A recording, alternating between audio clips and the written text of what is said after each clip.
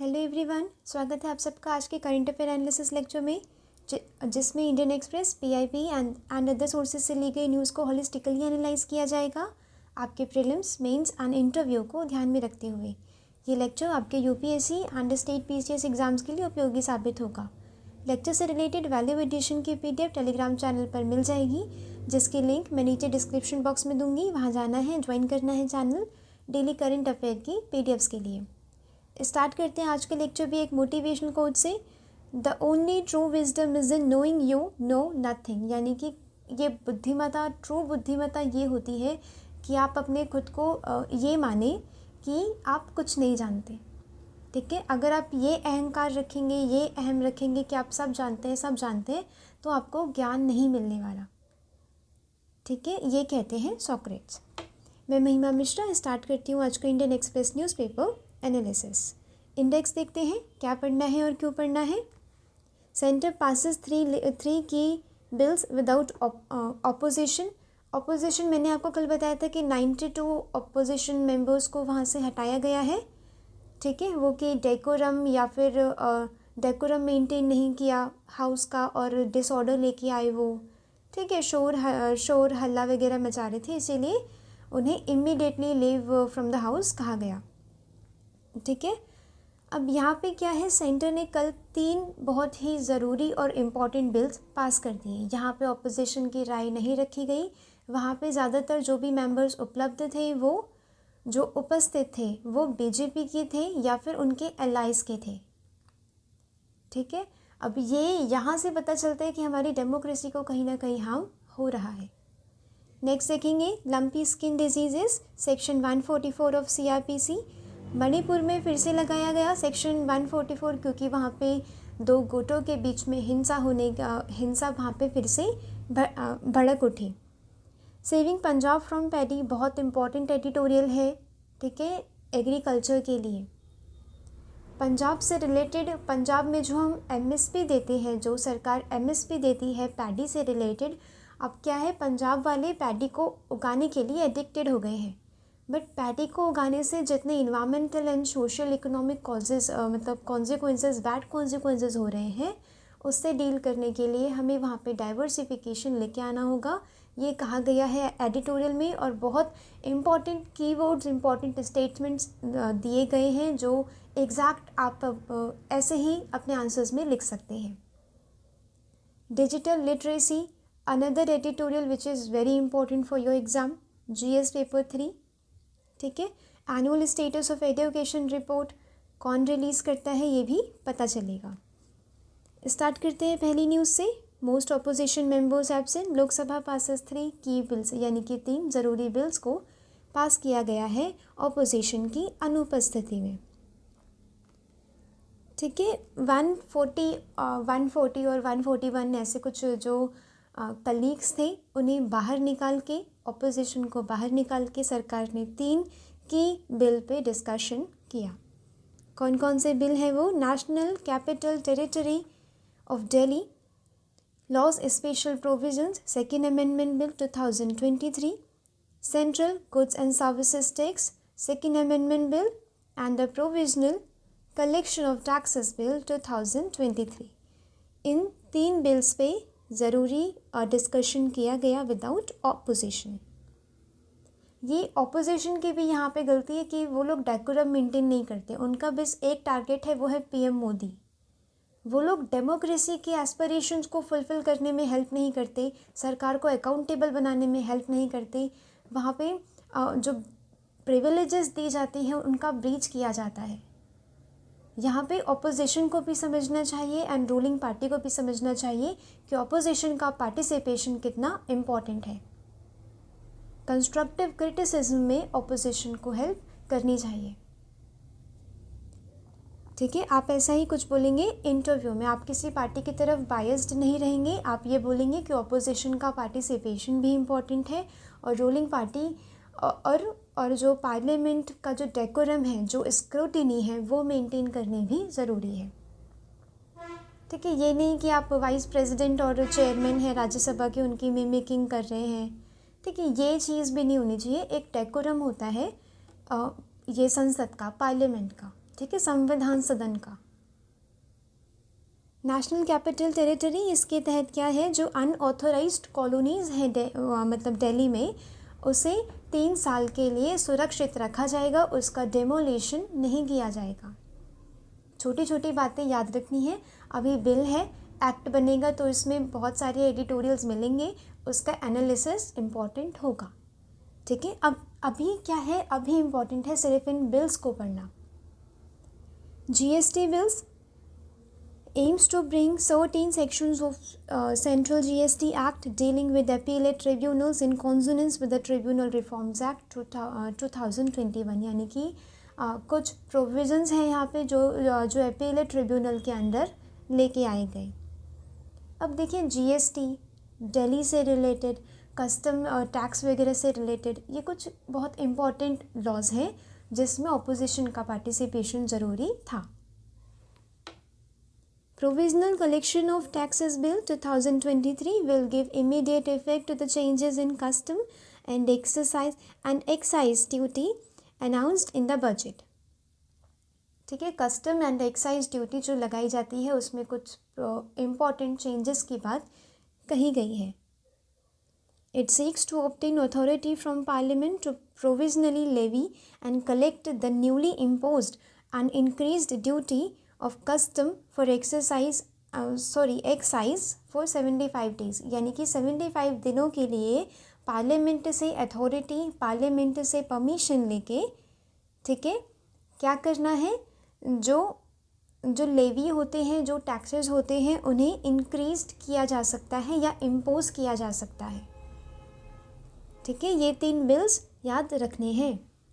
Next important देखेंगे, gap in lumpy skin disease data from department house panel. यहाँ पे क्या बताया जा रहा है, एक लंपी स्किन डिजीज़ आई थी जिसने 2022 और 21-22 में काफ़ी सारे जो एनिमल्स हैं, स्पेशली कैटल वाले जो एनिमल्स होते हैं, उन्हें नुकसान पहुँचाया।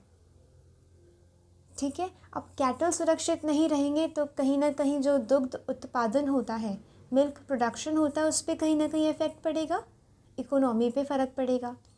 इसीलिए एक लंपी स्किन डिजीज़ से काफ़ी डेथ भी हुई थी उस टाइम पे, काफ़ी बीमार भी थे, उसमें उसके डाटा में यहाँ पे गैप बताया जा रहा है। ठीक है, आउटब्रेक हुआ था लंपी स्किन डिजीज़ का among cattle in 2021-22 resulting in large scale death and emaciation of cattle.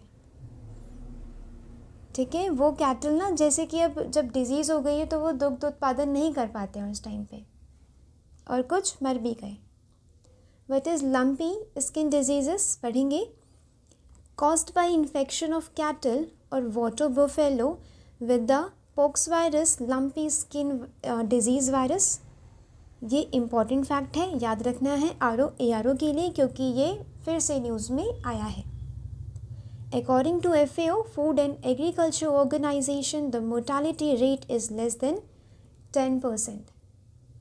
ठीक है, बट इससे जो इस बीमारी से जो नुकसान हुआ है वो बहुत ज़्यादा है। ठीक है, lumpy skin disease was first seen as an epidemic in Zambia in 1929. Initially, it was thought to be a result of either poisoning or hypersensitivity of insect bite. पहले ये माना गया कि पहले मतलब दवाइयों वगैरह में ना कुछ पॉइजनस चीज़ हो गई है। ठीक है, कुछ डोज ज़्यादा हो गया है जिस वजह से फैल रही है, या किसी कीड़े ने काटा है उस वजह से फैल रही है, या हाइपर सेंसिटिविटी है। ठीक है, बट बाद में इसका रीज़न पता लगाया गया कि एक पर्टिकुलर टाइप ऑफ वायरस इसके लिए रिस्पॉन्सिबल है। Lumpy skin disease is primarily spread between animals by biting insect vectors such as mosquitoes and biting flies. ठीक है, फ्लाइज वगैरह के अंदर ये वाला वायरस पाया जाता है, और जब ये जाते हैं एनिमल्स में तो ये एनिमल को भी वायरस भेज देते हैं। ठीक है, सिम्टम्स इसमें जो स्लाइवा होता है ना, वो जाग के रूप में बाहर आता है। ठीक है, और आईज़ एंड नोज से काफ़ी फ्लूइड एक्सट्रैक्शन हुआ, मतलब एक्सरेशन होता है। ठीक है, एनिमल्स वो लोग खाना बंद कर देते हैं, दूध का प्रोडक्शन बिल्कुल कम या फिर ख़त्म कर देते हैं। प्रिवेंशन एंड ट्रीटमेंट, इससे रिलेटेड अभी कोई स्पेसिफिक एंटीवायरल ड्रग तो नहीं आया है, but vaccination against these disease is covered under the live stock health, ये वाली चीज़ याद रखनी है। लंपी स्किन जैसी जो लंपी डिजीज़ जैसी जो डिजीज़ होती हैं, ठीक है, इसकी अगेंस्ट जो वैक्सीनेशंस होती हैं ये livestock health and disease control programme of India के तहत रखी जाती है। कोई स्पेसिफिक एंटीवायरल ड्रग नहीं है, ओनली ट्रीटमेंट इज़ अवेलेबल, जैसे सपोर्टिव केयर करना है कैटल्स का, ठीक है। उन्हें कुछ एंटीबायोटिक्स वगैरह दिए जा सकते हैं ताकि उनकी ताकि उन्हें भूख लगे, वो लोग चारा खाएं, वो लोग स्वस्थ रहें और दूध का उत्पादन करें। नेक्स्ट इम्पॉर्टेंट देखेंगे section 144 in Manipur district as fresh tension erupts. यहाँ पे क्या है, फिर से वही कुकी और मैती में लड़ाई झगड़ा हुआ। यहाँ पे पहले जो मणिपुर हिंसा हुई थी ना, उससे जो मारे गए थे उस टाइम पे, ठीक है, उनकी डेड बॉडीज़ को यहाँ पे उनके लास्ट राइट्स या फिर सेरेमेशन किया जा रहा था। अब उसी बीच यहाँ पे हिंसा ने अपना एक रूप ले लिया। यहाँ पे इम्पॉर्टेंट हो जाता है सेक्शन 144। सेक्शन 144 यहाँ पे मणिपुर में अभी 2 महीने के लिए लगाया गया है, 18 फरवरी तक ये चलन में रहेगा, ठीक है। 18 फरवरी के बाद अगर लगता है कि हिंसा और हो सकती है या अभी सिचुएशन नॉर्मल नहीं हुई है तो ये नहीं हटाया जाएगा, ये आगे एक्सटेंड कर दिया जाएगा। Section 144 of CRPC, this law empowers the magistrate of any state और union territory of India to pass an order prohibiting the gathering of 4 or more people in a specified area. किसी specified area में 4 या 4 से ज़्यादा लोग आपस में नहीं मिल सकते, ठीक है। इसका ऑर्डर देते हैं मजिस्ट्रेट ऑफ एनी स्टेट और यूनियन टेरिटरी। ये बहुत ही अर्जेंट केसेस में होता है। अर्जेंट केसेस मतलब 1-2 दिन में यहाँ पे जो हिंसा है वो एक भीषण रूप ले लेगी, तब ये लगाया जाता है, ठीक है, कि बहुत डैमेज होने वाला है, पोटेंशियल टू वो cause damage to life and property. Passed against a particular individual और जनरल पब्लिक, ये वाला जनरल पब्लिक के लिए पास किया गया है। Features of section 144, it places restrictions on handling and transporting any kind of weapon. ये कुछ नुकीला वेपन नहीं रख सकते, ठीक है, हैंडल नहीं कर सकते, रास्ते में लेके नहीं चल सकते आप कोई नुकीला वेपन। मैक्सिमम पनिशमेंट, अगर आप इसका उल्लंघन करते हैं तो आपको 3 साल की सज़ा मिलती है, ठीक है। According to the order under this section there shall be no movement of public and all educational institutions बंद रहेंगे। There will be a complete bar, यानी कि जो मतलब असेंबली है, चाहे वो पीसफुल हो चाहे वो वेपन्स के साथ हो, नहीं होगी, ठीक है, क्योंकि 4 से ज़्यादा लोग नहीं मिल पाएंगे। रैलीज नहीं होगी जब तक ये ऑपरेशन में रहेगा। It is deemed a punishable offence to obstruct law enforcement agencies from disbanding an unlawful assembly, ठीक है, एक पनिशेबल ऑफेंस माना जाएगा अगर आप इसका उल्लंघन करते हैं तो। It empowers the authorities to block the internet access, यानी कि अगर सिचुएशन और गंभीर होती है तो इंटरनेट एक्सेस को ब्लॉक किया जा सकता है या स्पीड उसकी धीरे की जा सकती है, ठीक है। 2G चलेगा तो भी ना, क्योंकि इस टाइम पे दिक्कत रहती है कि मिस इन्फॉर्मेशन स्प्रेड होने का डर रहता है यहाँ पे, ठीक है। मिस इन्फॉर्मेशन जैसे कि फैल रही है, मैती ने अपने लोगों को इतने ही लोगों को मार दिया, अब लोगों के सेंटिमेंट्स भड़क जाते हैं, ठीक है, कि उन्होंने कैसे मार दिया। फिर यहाँ पे वॉयलेंस होने का डर रहता है, इसीलिए इंटरनेट एक्सेस को या तो पूर्ण रूप से ब्लॉक कर दिया जाता है या उसकी स्पीड को धीमा कर दिया जाता है। इसका पर्पस क्या है? रीजन में पीस, शांति को स्थापित करना, ठीक है, जहाँ पे पुलिस से भी बात नहीं बनती, जैसे कि बहुत वायलेंस हो रहा है, ठीक है, पुलिस कुछ नहीं कर पा रही है, तब वहाँ पे सेक्शन 144 ऑफ CRPC लगाना इम्पॉर्टेंट है। इसका उल्लंघन होगा तो जेल होगी, तब वहाँ पे पुलिस के पास इतना टाइम रहता है कि वो वहाँ की सिचुएशन को हैंडल कर पाए। ठीक है, ड्यूरेशन क्या है, 2 महीने के लिए होता है, बट अगर नॉर्मल नहीं होती है सिचुएशन, वहाँ पे चीज़ें नॉर्मलाइज नहीं होती हैं, तो इसे 2 महीने से आगे बढ़ाया जाएगा। ठीक है, जो एक्सटेंडेबल होगा 6 महीने के लिए। ठीक है, पहले 2 महीने के लिए लगाएंगे, जब लगेगा कि सिचुएशन नॉर्मल नहीं हुई तो एक्सटेंड इसे कर दिया जाएगा 6 महीने के लिए। एक बार सिचुएशन नॉर्मल हो गई तो सेक्शन 144 को हटा लिया जाएगा।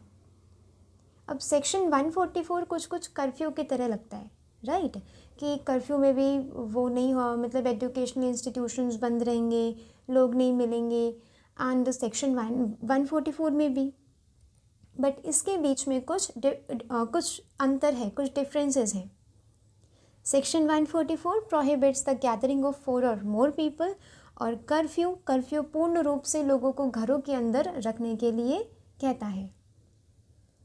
एसेंशियल सर्विसेज दोनों में जाती हैं लोगों के पास। ठीक है, एसेंशियल सर्विसेज जैसे कि हॉस्पिटलाइजेशन, ठीक है, किसी को हॉस्पिटल की, डॉक्टर्स की सख्त ज़रूरत है, तो ऐसा तो नहीं है कि आप कर्फ्यू आपने लगा लिया या सेक्शन 144 लगा लिया तो लोग इस तरीके से मर रहे हैं। नो, एसेंशियल सर्विसेज जाएंगी लोगों के पास।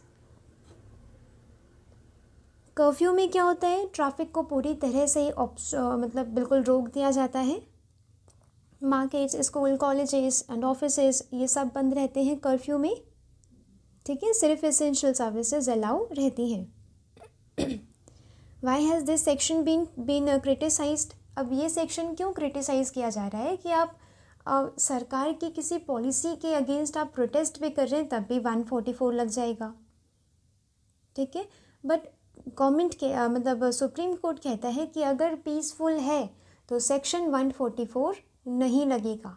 144 बिल्कुल ग्रेव सर्कमस्टांसेस में लगेगा, जब 144 के बिना काम ही नहीं चलने वाला तब लगेगा 144।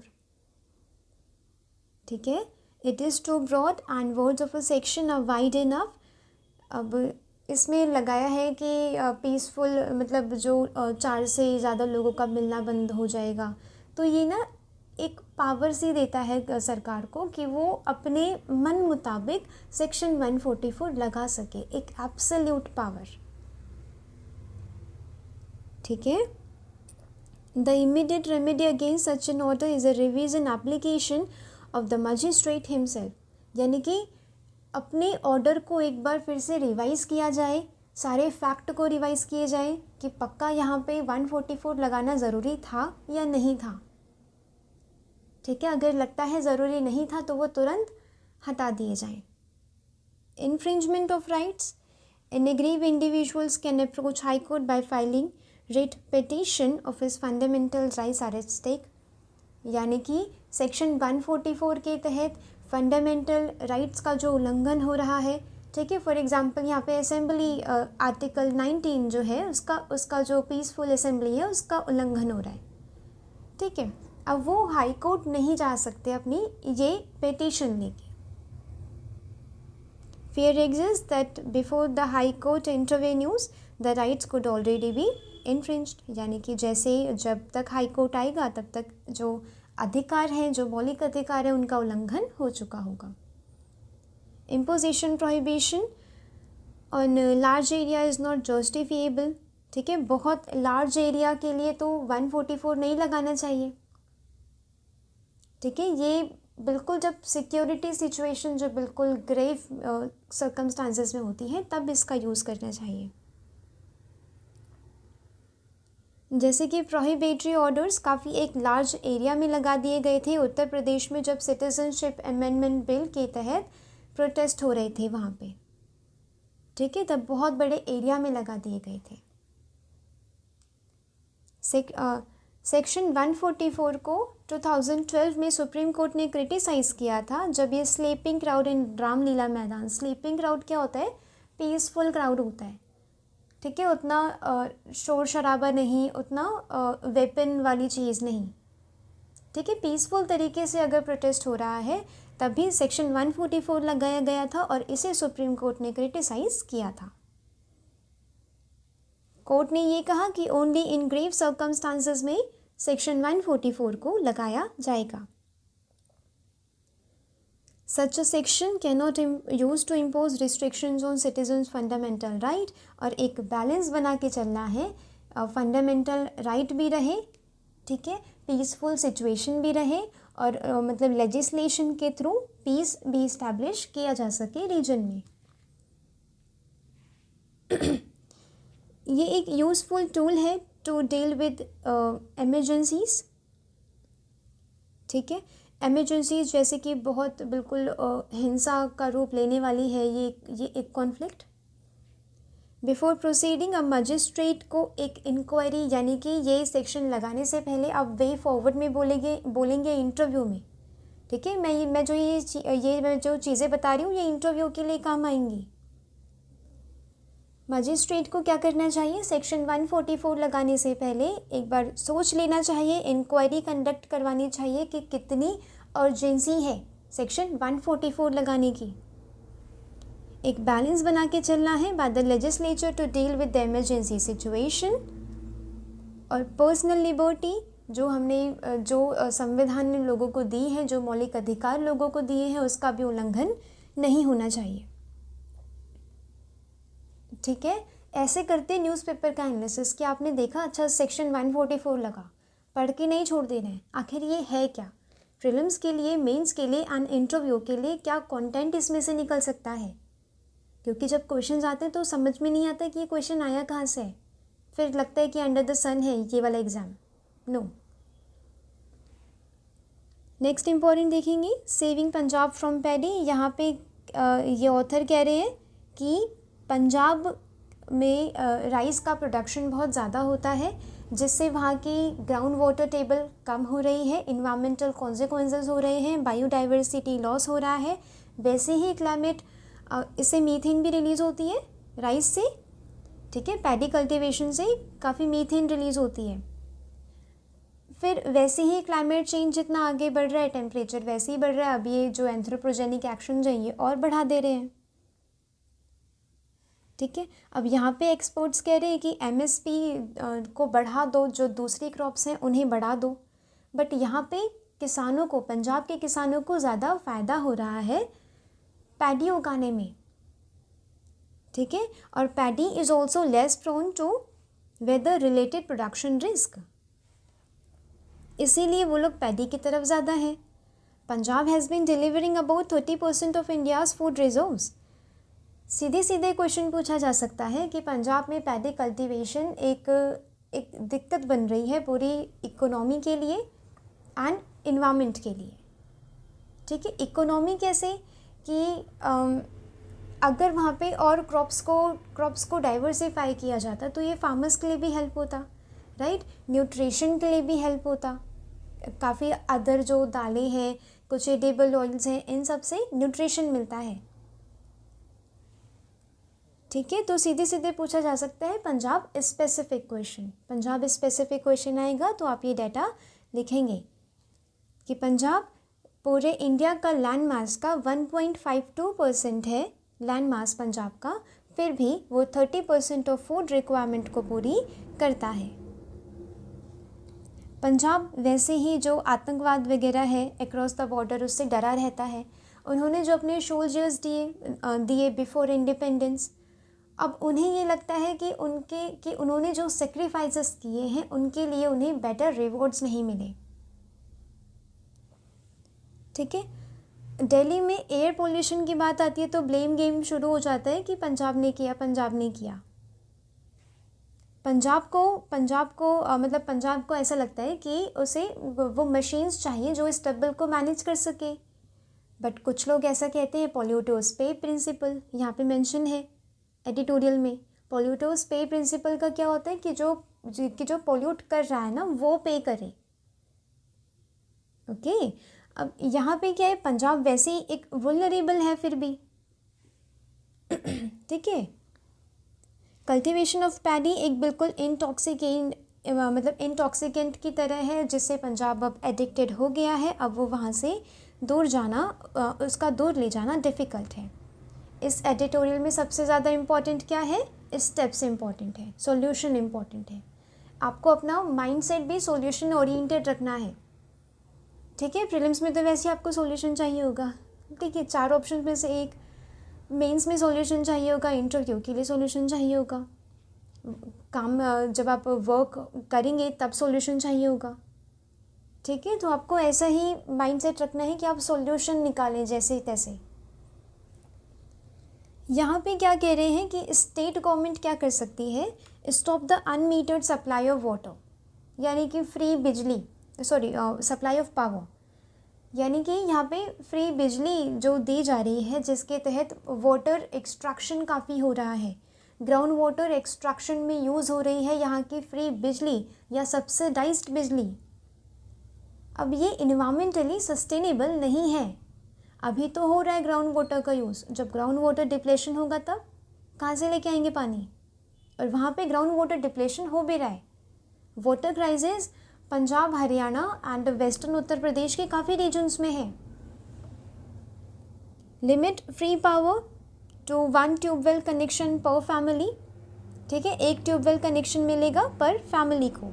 आप ऐसे कुछ स्पेसिफिक सॉल्यूशंस बताएंगे ना, तो एग्जामिनर को ज़्यादा अच्छा लगेगा, आप ज़्यादा मार्क्स फेच कर पाएंगे। Provide subsidised power for only those, सिर्फ उन्हीं को आप सब्सिडाइज्ड पावर दीजिए जो ड्रिप इरिगेशन में, जिनके पास ड्रिप इरिगेशन फैसिलिटीज़ है, ठीक है। अब ऐसा देख के क्या करेगी, मतलब क्या करेंगे पंजाब के और लोग, वो अपने खेत में भी ड्रिप इरिगेशन जैसी फैसिलिटीज़ लगवाएंगे। And this is important. Drip irrigation से वाटर को काफ़ी हद तक सेव किया जा सकता है। यहाँ पे ऑथर कह रहे हैं कि इलेक्शंस करवाओ मार्केट में, ठीक है, जो मंडी होती है ना वहाँ की, वहाँ पे इलेक्शंस करवाओ। जो सेविंग्स हो रही है, यानी कि जो आप सब्सिडाइज्ड को हटा रहे हैं, फ्री आप चीज़ नहीं दे रहे हैं, उन सेविंग्स को यूज़ करो इंफ्रास्ट्रक्चर बिल्ड करने में, मार्केट प्लेसेस बिल्ड करने में, फ्रूट्स एंड वेजिटेबल्स के। डबल करो अपना खर्चा, किस चीज़ में? Agricultural research and extension. Human capacity को इंक्रीज़ करो इन्वेस्ट करके, education, health and other things. इसी से आप डेमोग्राफिक डिविडेंड भी आप उसका फ़ायदा उठा पाएंगे। बहुत ही ज़्यादा इम्पॉर्टेंट पॉइंट है, याद रखना है, ठीक है, नहीं छोड़ना। Limit MSP procurement of paddy to produce 5 acres per family, यानी कि जो पैडी है वो 5 एकर्स पर फैमिली ही उगा पाएगी, उसके बाद आपको दूसरी क्रॉप्स में जाना है। Procure alternative MSP crops paddy at the minimum support prices as per the block level production, यानी कि इसमें क्या कह रहे हैं कि एक लिमिट लगा दो कि आप इतना प्रोक्योर करेंगे। 100% प्रीमियम दें सरकार अपनी तरफ से, ठीक है। जो क्रॉप्स के जो मतलब पैडी के अदर क्रॉप्स हैं ना, जैसे कि कुछ मिलेट्स हो गई या कुछ जो ड्राई रीजन्स में उगती हैं, उन क्रॉप्स में अगर आप 100% प्रीमियम देंगे तो ये सरकार तो ये वहाँ के लोगों को काफ़ी एनकरेजिंग लगेगा, एक इंसेंटिव होगा उनके लिए, ठीक है, कि हम ये चीज़ उगाते हैं, इसमें सरकार पूर्ण रूप से प्रीमियम दे रही है अपनी तरफ से। उनकी क्रॉप्स इंश्योर्ड रहेंगी, उनकी इनकम को भी डबल किया जा सकेगा। For families diversifying from paddy that are applicable for PM किसान, यानी कि जो फैमिली पैडी से अदर क्रॉप्स उगाती हैं वो एक बेनिफिशियरी रहेंगे किसके अंडर? PM किसान योजना के तहत। गिव ₹12,000 पर एकड़ फॉर 5 एकर्स, ठीक है, 12,000 पर एकड़ देना है 5 एकर्स के लिए। Give incentives to drive private investment, यानी कि जो प्राइवेट सेक्टर इन्वेस्टमेंट है उसे ऑफ फार्म एम्प्लॉयमेंट को जनरेट करने में मदद करें। Reassess water availability in the rivers, यानी कि रिवर्स में जो वहाँ का पानी है उसे रीअसेस करें, पता लगाए कि कितना पानी है, कितना इसमें से एग्रीकल्चर में यूज़ किया जा सकता है। ग्राउंड वाटर डिप्लेशन को कम किया जाए, ठीक है। और वाटर शेयरिंग इश्यू जो है वो मतलब स्टेट्स के बीच में, पंजाब हरियाणा के बीच में, वो भी सॉल्व करने की कोशिश की जाए। Next important, new lessons, new question जो यहाँ पे बात कह रही हैं ऑथर कि जो right to free and compulsory education है वो 2009 में आया है। ARO में सीधे सीधे ऐसे ईयर पूछ लिए जाते हैं कि ये वाली स्कीम कब आई, ये वाली स्कीम कब आई। स्पेशली फ्लैगशिप स्कीम तो आपको याद रखनी है उनके ईयर के साथ, ठीक है। ये गारंटी देता है elementary education to all children जो 6 से 14 ईयर्स ओल्ड के बीच में हैं बाय 20। मतलब इन लोगों को एजुकेशन देने का वादा करता है। 2018 तक ये जो out of the school children हैं उनकी संख्या 2.8% हो गई थी, यानी कि ये इतनी कम आ गई थी। अब यहाँ पे ऑथर क्या कह रही हैं कि जैसे कोविड-19 आया, कोविड-19 से स्कूल वगैरह के जितने भी प्रोसेस हैं, ठीक है, जितनी भी पढ़ाई है वो ऑनलाइन होने लग गई। व्हाट्सएप पे शेयरिंग होती है नोट्स की। इसके लिए यहाँ पे डिजिटल लिटरेसी इम्पॉर्टेंट है। पहले क्या था, पहले सिर्फ 36% ऑफ रूरल यूथ के पास फ़ोन था। अब ये संख्या बढ़कर 2023 तक बढ़कर अब 73-75 के आसपास हो गई है, 75%। इसका मतलब तो ये है ना कि डिजिटाइजेशन का एक्सेस अब रूरल एरियाज़ में भी हो रहा है। इसका फ़ायदा उठाने के लिए डिजिटल डिविडेंड भी इम्पॉर्टेंट है। जैसे हम कहते हैं ना डेमोग्राफिक डिविडेंड, डिजिटल डिविडेंड भी इम्पॉर्टेंट है। डिजिटल डिविडेंड कैसे लेंगे? डिजिटल लिटरेसी को स्प्रेड करके।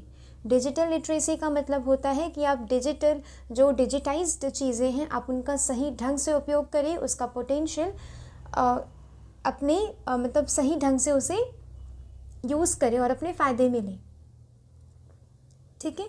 आप अवेयर रहें कि जो डिजिटल गैजेट्स हैं या आपका जो इंटरेक्शन है इन सोशल मीडिया, उससे आपको क्या क्या फ़ायदे नुकसान हो सकते हैं। क्योंकि बच्चों को देखना है कि वो पढ़ाई तक सीमित हैं या और कोई सी भी एक्टिविटीज़ कर रहे हैं फ़ोन में, ठीक है। अपना वो होमवर्क वगैरह कंप्लीट करने में सक्षम है फ़ोन से कि नहीं है। ये होती है डिजिटल लिटरेसी अभी बच्चों के लिए, और एजुकेशन में ये काफ़ी हेल्प करेगी। पूरा का पूरा एडिटोरियल इसी पे था, ठीक है। ये वाला एडिटोरियल आप सबको पूरा पढ़ना है और इसमें से जो भी इम्पोर्टेंट पॉइंट है वो रख लेने हैं अपने पास। मैंने सारी चीज़ें इसकी पढ़ा दी। Annual status of education report कौन निकालता है? प्रथम, सिंस 2005। याद रखनी है ये एक NGO है, नॉन गवर्नमेंटल ऑर्गेनाइजेशन। याद रखनी है ये चीज़। ये एक citizen led household survey है that provides nationally representative estimates of childrens schooling status, ठीक है। उनकी रीडिंग एंड अर्थमेटिक स्किल्स पता लगाना, उनकी न्यूमरेसी स्किल्स को पता लगाना, ठीक है, कि उनकी फाउंडेशनल न्यूमरेसी स्किल्स कितनी है, ठीक है। 5th क्लास का बच्चा 3rd क्लास वाले क्वेश्चन कर पा रहा है कि नहीं कर पा रहा है, ये पता लगाना है। Next important, cast out. यहाँ पे ये लास्ट वाला पैराग्राफ बहुत इंपॉर्टेंट है, ठीक है।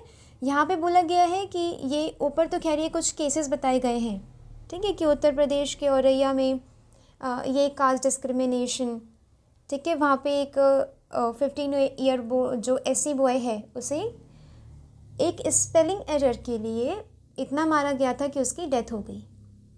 डिस्क्रिमिनेशन अभी भी है, कास्ट रिलेटेड डिस्क्रिमिनेशन अभी भी है, ठीक है।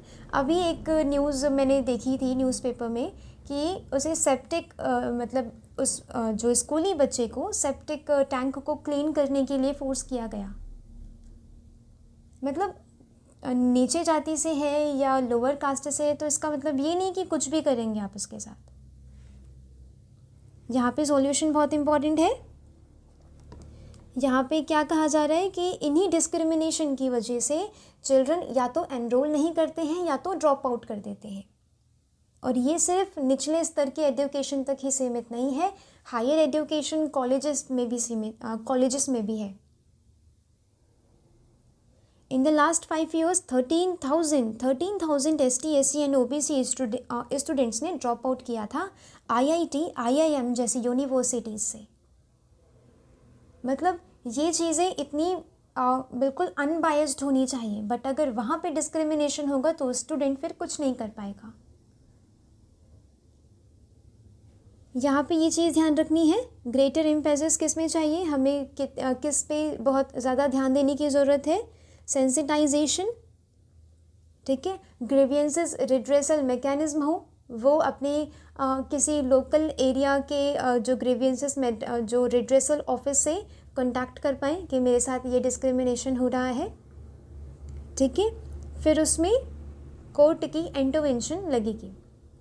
कोर्ट की इंटरवेंशन क्या होती है कि फंडामेंटल राइट है, article 17 abolition of untouchability, article 15 मतलब रेस रिलीजन कास्ट सेक्स के बेसिस पे कोई अनप्लेस ऑफ बर्थ के बेसिस पे कोई डिस्क्रिमिनेशन नहीं होगा, इसमें कास्ट भी मेंशन है, ठीक है। ये सारे फंडामेंटल राइट्स हैं और जिनका उल्लंघन हमारे समाज के लिए बहुत खतरनाक है, बहुत घातक है।